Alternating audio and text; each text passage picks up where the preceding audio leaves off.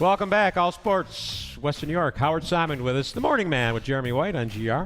And let's talk now about the Buffalo Bills.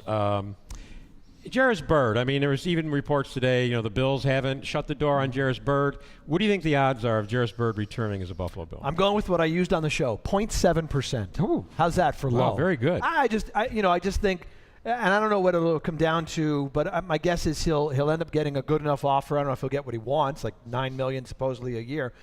I just don't think he wants to be here. And I think he'll get a good enough offer on the market that he'll find another team to go to, and he will leave. I'd be, Bob, I think I got a better chance of growing hair again than Bird coming back for the Bills. Wow. Then I'd say it's lower than 0.7%. You really? Yeah, I would There's say that. no hope whatsoever? You might be able to borrow something from Art Wander. Can I borrow some of, well, I don't want, well, Art's is on he's not lease, using isn't it. it? Art's is available for lease, isn't it? Art, if you're out there, we love you, buddy. So, okay, so Bird's probably not coming back. You think he's coming back? No, I don't. And I think the signing, the extension of Aaron Williams. Yeah. Okay, you are now on a radio station with young guys who take analytics to a whole nother level. Yes. Okay, they know what color the urine is, this guy, after he runs the 40. It's unbelievable. Yes, it is. And, of course, the Internet is a big part of that now. Yeah. And I know Jeremy talks about it and some of the other guys. So how do you handle this overwhelming amount of statistics? Like this. Do I feel lost is what you're basically getting? Sometimes I can handle some of it. I'm a little slower than some of the others. I do have to have Matt and Jeremy explain to me Corsi and this rating and that rating, and it can get overwhelming, but there's a value to it. I understand it. What I'm trying to do is not just go, I don't need analytics. I'm old school guy. Screw it. I don't want to do that. I don't want to be that guy. I don't want to close my mind to something that I think is important going forward in our business covering sports.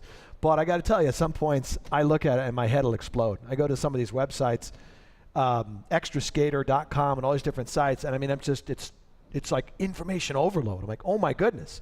But it gives you insight. It gives you insight to players and insight to teams that you didn't necessarily think about years ago. So I'm kind of open to it, but it's a lot to take in. It really is. I kind of get it on the football side with the NFL because most of these draft picks or these college players that the guys talk about, you have a chance of seeing them right away. Sure. On the hockey side, most of these kids, as we found this year, if we see him, it's going to be in 2 years, maybe for a brief period of time. So by that point, it's not as imminent as you have with the NFL, which those guys in this day and age, they got to play. But you know what I think on the hockey side, I agree with your point, and I think on the hockey side, maybe, again, I'm just learning all this stuff. It isn't as important for the guys that are coming in. I think it's about the guys you have in your system, in the American Hockey League, on your NHL roster, when a guy is coming up for a contract. I think that's where analytics and the body of work you have for professional hockey players, I think that's where analytics serves hockey best, to really determine the value of that player at that level as opposed to projecting what he's doing from juniors and using analytics to see what he does in the NHL.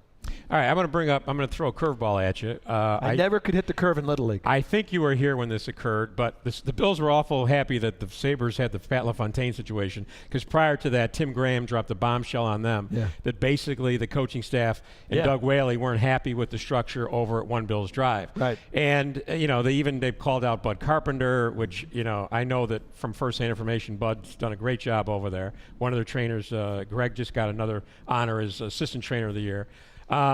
There's a sense that either Mike Pettin or O'Neill, the linebacker coach who got fired, that's where that information came from, which I don't buy the Pettin side of it because he got a promotion to a head judge, so why would you want to lob a grenade into Doug Marone's lap?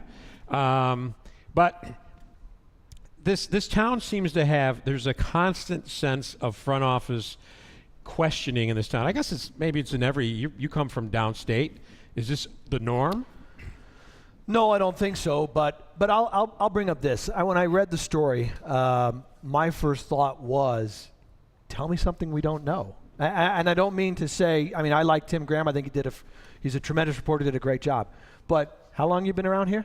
How many times have you heard about the owner meddles too much? There's, the GM doesn't have the final say. This guy has a say. That guy, Ralph's got 18 million vice presidents on the payroll.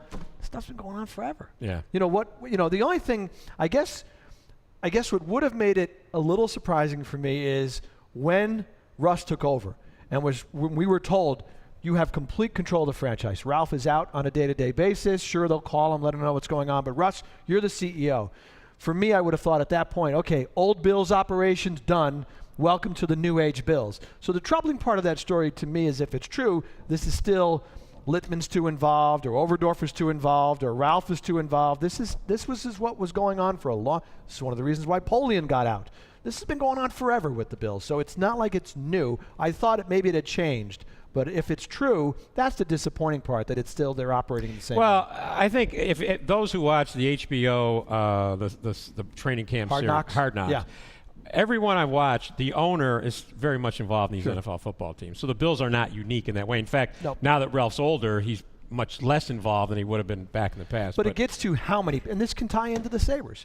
The owner should always be involved. It's his team. He should want to know. Polian used to talk about it. John Butler talked about it. They would call Ralph every day and say, or they were supposed to anyway, here's what's going on today, Mr. Wilson. Thanks. You should always keep the owner involved. Right. But it's how many other people around the owner are involved. How many people is the owner listening to, and should those people have the ear of the owner? That can be a problem. that'll never go away. No, It's in a lot of businesses. It's not unique to pro sports. No, it isn't. But I think at some point, if you're the owner of a business, you hire a CEO and get out of the way and let the CEO run the business. You don't necessarily need the board of trustees or the board of directors or the CFO or the COO and this guy and that guy. You trust your CEO and say, you run the business, everybody get the heck out of the way. Howard, we're out of time. You were on vacation in Florida, right? Yes. Would you I stay didn't get a indoors tan. all day? I didn't get, come on, I look a little bit. Come on, let's, no, I'm not. First I of all, was out at baseball games. Oh, were you going to spring training? Is that what you did? Yeah, I went to see the Mets. All right, buddy. Yeah. Howard, it's always great having you on the Thanks show. Thanks having for putting me. in. Anytime. Howard Simon, you can hear him every morning on GR 550 with Jeremy White. We'll be back to wrap up All Sports Western New York right after this.